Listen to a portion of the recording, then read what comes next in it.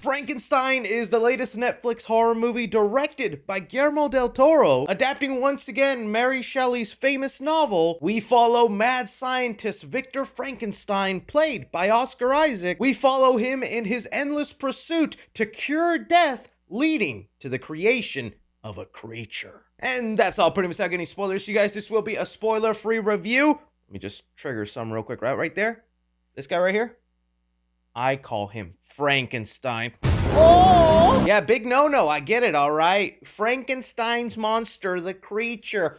Boo-hoo, you look at you. You read a fun fact. Now you gotta annoy everybody with it. Joking aside though, this was one of my most anticipated movies of this year for a ton of reasons. I think when it comes to all the Universal monsters, Frankenstein is probably my favorite. Or Frankenstein's monster already did it. I say that though, and I have yet to read Mary Shelley's original book, so note that this is coming from someone more of a fan of the way he's portrayed in film and TV media. But it's really Guillermo Del Toro's name as the director that had me so excited for this, because, well, I think Guillermo Del Toro is probably one of the best directors working in Hollywood right now. The man's vision and eye for bringing a story to life, I think, is so unique. There's very little Guillermo Del Toro movies I don't enjoy, and even when I find one that maybe I don't connect with as much, I always get something out of it, whether it's the way he crafted the story, again, his visuals. But it's also very commonly known, Guillermo Del Toro is a huge monster fan, Frankenstein being a passion project of his, so for him getting to do this, it'd be like the equivalent of me one day being able to touch Spider-Man.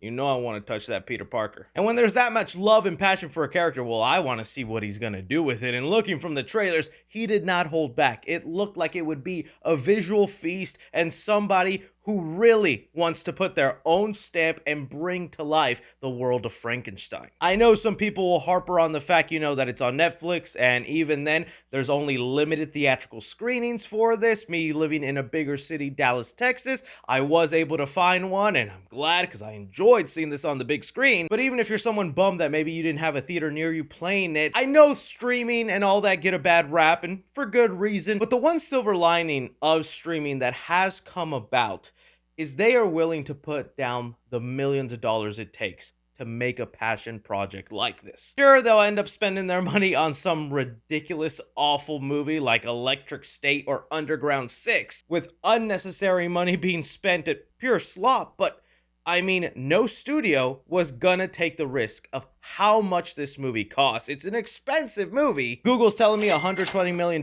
which honestly, for the looks of this movie, that seems pretty cheap, but still, a studio was not gonna take that risk or give Guillermo Del Toro that money because it is a risk. Well, they don't even know if they'd make their money back on that, which I know sounds crazy, but some streaming services have been able to dump out the money for these bigger-than-life movies by real auteurs, and I think that is something to applaud in the age. I think it's the one silver lining in streaming. But putting aside all my expectations and thoughts going into the movie, I sat down, got ready to experience something awesome, and let me tell you, the awesomeness was digested, and I quite enjoyed it.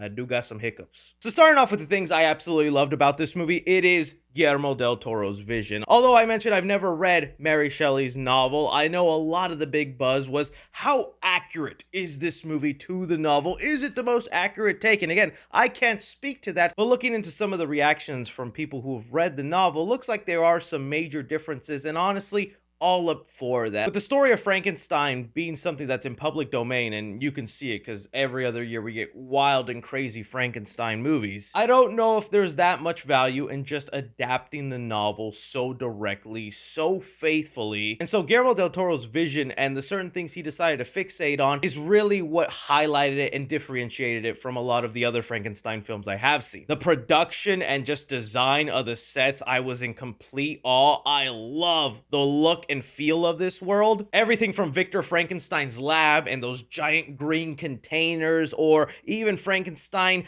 dissecting on his table with those bodies and the way they've been opened up. Just really great work. In true Guillermo Del Toro fashion, he also does not hold back on some of the brutalness and bloodshed in this movie. While that is not the significant factor or even much of the tone, when Frankenstein's monster, the creature, does get violent, grotesque, starts punching bodies. I was a little taken back by what was shown. In fact, the movie starts off really strong with Frankenstein coming in and just taking out a bunch of guys. It was honestly such a blast of a way to start off the film. Aside from Guillermo Del Toro's visual eye on the film, the cast is stellar. As you may know, when this movie was coming up, we had first heard Andrew Garfield was set to play the creature, Frankenstein's monster, but thanks to the writer's strike and other commitments, he had to drop out. And I was devastated, man, because I love my boy Andrew. I want to see him in something like this. And the idea that he could have been the creature in this, I always will wonder what that was. But he was replaced by Jacob Elrodi. Nothing against him, but I was like, okay, we'll see how he does.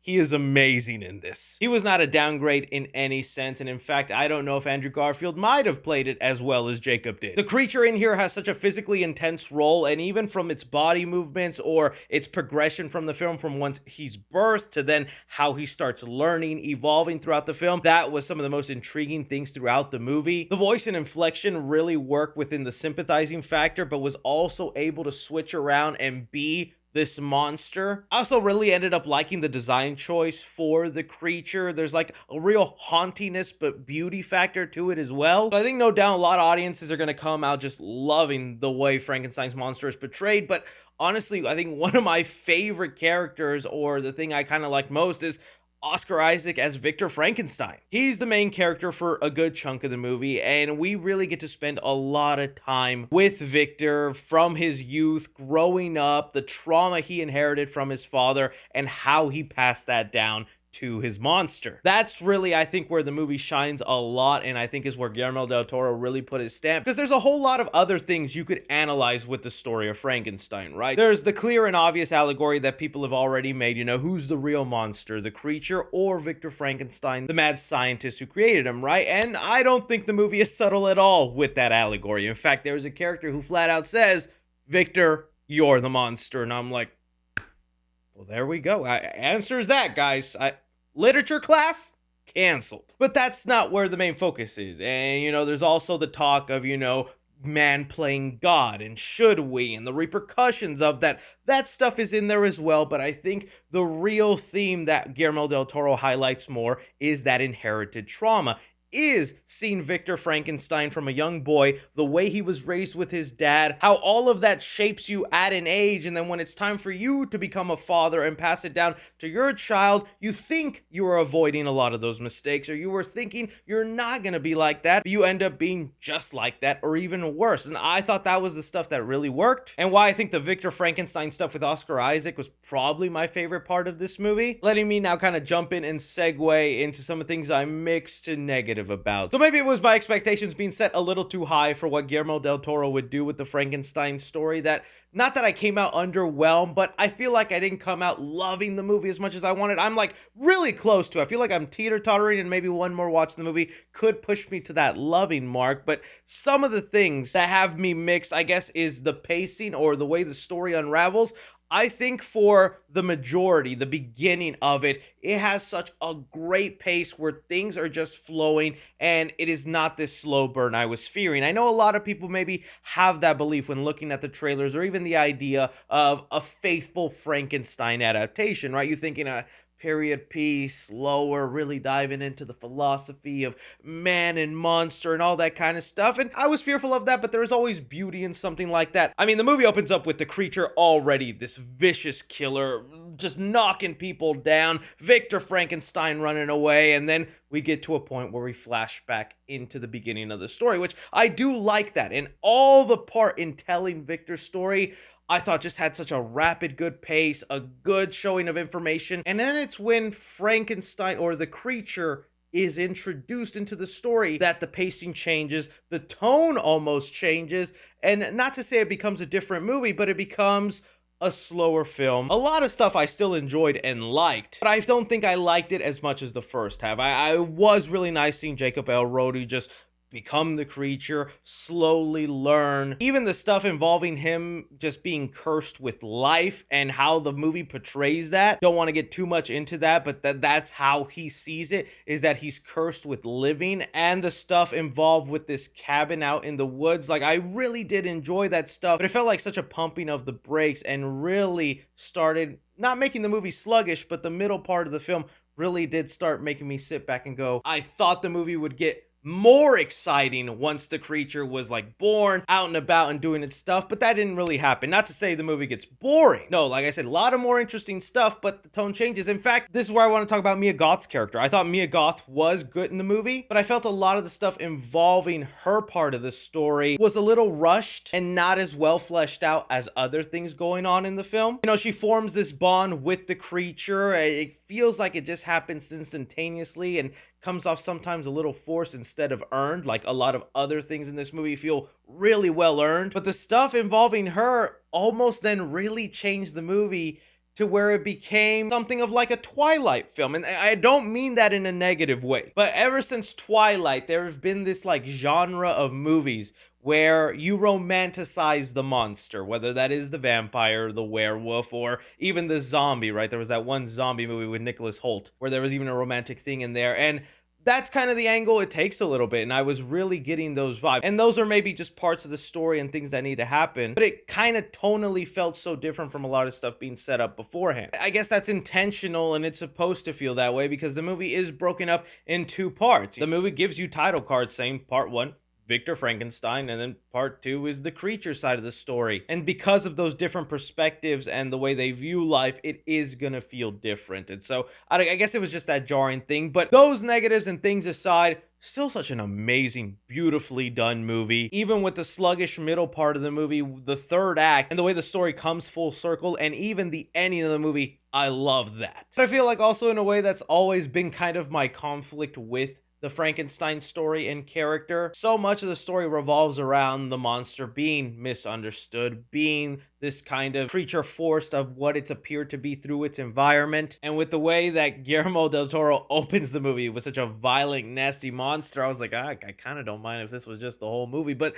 the nuance of it and seeing Frankenstein, there's still a real beauty to it. That is for sure. Sometimes Victor Frankenstein can be played so one note as this evil scientist who is just able to create life, so he goes about doing it. But this movie, I thought, found like a really great motive in the way he wanted to be better than his father, outdo what is possible, and kind of almost out of pettiness to prove everyone wrong that he is capable of doing what they think he shouldn't. And there's a scene where he is like introducing one of the early prototypes of what would be the creature, and it is such a horrifying, grotesque thing to show to someone, and Oscar Isaac plays it in such a normal way where he's looking around the room like, why are you guys freaking out? This is just science behind me, guys. This is nothing, really. But to a regular person, they're like, this is mortifying. This is horrifying. What are you doing? I love that stuff with the character. And in the end, I would say I walked out extremely happy with the movie. So when it comes to Guillermo Del Toro's Frankenstein, I'm going to give action 3.5 stars. Like I said, the movie starts off really strong and brutal, and then throughout the rest of the story,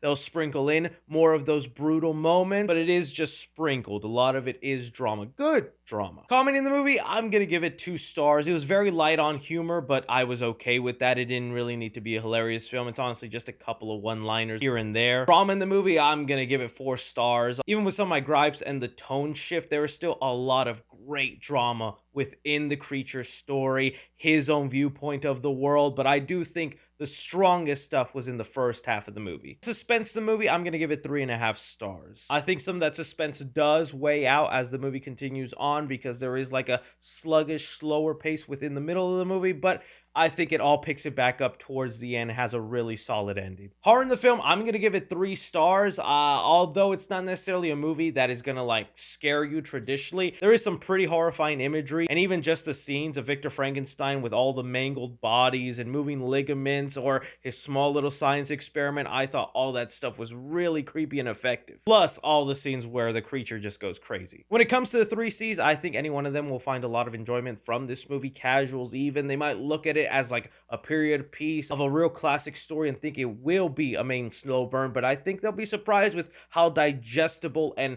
entertaining and horrifying Guillermo Del Toro is able to make the story. Casual fans as well, with a lot of the bloodshed and brutality, but it is going to be the critics that find the most appreciation with the story due to the acting, the set pieces, the obvious love and passion Guillermo Del Toro is oozing for the story in here. All really good stuff in there. So for Guillermo Del Toro's Frankenstein, it is a movie not just worth watching in theaters, but also adding to your personal collection. That's a keeper. Yes. Kind of ironic that that's where it landed, with it being a Netflix movie, has a real slim chance of getting an actual physical release, but man, I would love one. Especially in just the creation of a lot of these sets, or even the work on the creature. Netflix, do better. But throwing it off to you guys, what did you think of Guillermo Del Toro's Frankenstein? And yes, if you're someone who has read the book, tell me how'd you felt about some of the changes. Love, didn't love, anything, everything. Be sure to like, subscribe, follow me on Twitter at 3C Films, or on TikTok at 3C Films. But as always, I'm Chris. Take care.